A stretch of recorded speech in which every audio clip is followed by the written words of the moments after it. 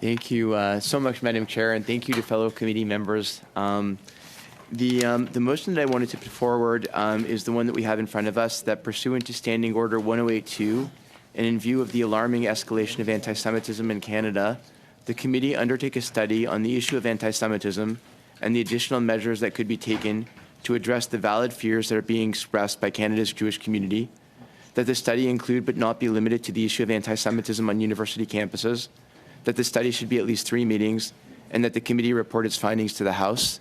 Madam Chair, just briefly, because I've had a chance on Monday to deliver a speech in the House that dealt very much with this issue, the Jewish community in Canada is feeling frightened to a level that I have never seen. While anecdotally people are taking off mezuzahs from doors and afraid to send their kids to schools, the vast majority of Jewish Canadians are affected in a broader way, because those are anecdotal small incidents. I don't think that's happening really that much. But what is happening is people expressing their fears to me, wondering if they're safe in this country, wondering if they have a future in this country, which I never in my life believed would happen in Canada. And I don't see that, frankly, when I'm in the United States, anywhere near as much. So something is happening here. Anti-Semitism is happening around the world, but the perception of the community is in Canada is drastically different than what I find south of the border.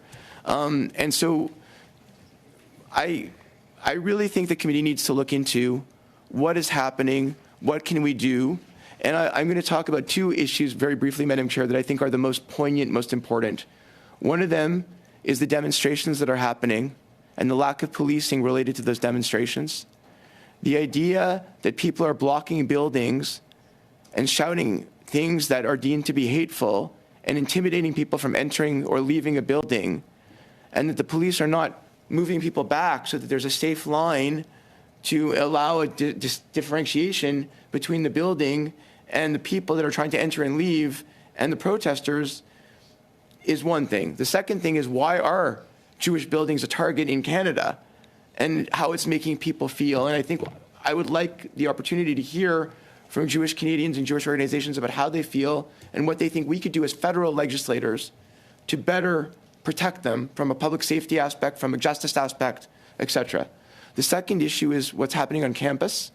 The biggest place where you find people feeling scared and intimidated is on campuses, and this is happening from Newfoundland to British Columbia. It's happening in my province of Quebec. It's happening in Ontario. It's happening everywhere. And we had written a letter in December, me and some other colleagues, to the deans, the presidents of the biggest universities in Canada. We have received responses from all of them, Madam Chair, that we can table. And I think we need to hear from Universities Canada, from the presidents of universities, what they're doing to protect Jewish students, and we need to hear from Jewish students as to what they're experiencing on campus. So again, that we can opine on what solutions we might be able to recommend to the universities and to the minister and the human, to take. So that being said, I think, Madam Chair, the most important thing is symbolically, the Jewish community has failed to see leadership at the federal, provincial, and municipal levels from literally everyone. And I think if they saw our committee was interested in this issue, that there was a forum for them, and that we were taking their concerns seriously and listening to them, it would be a morale boost, because they would think that at least someone cares and there's a hope. So I'm hoping, Madam Chair, that my colleagues would agree to do this study.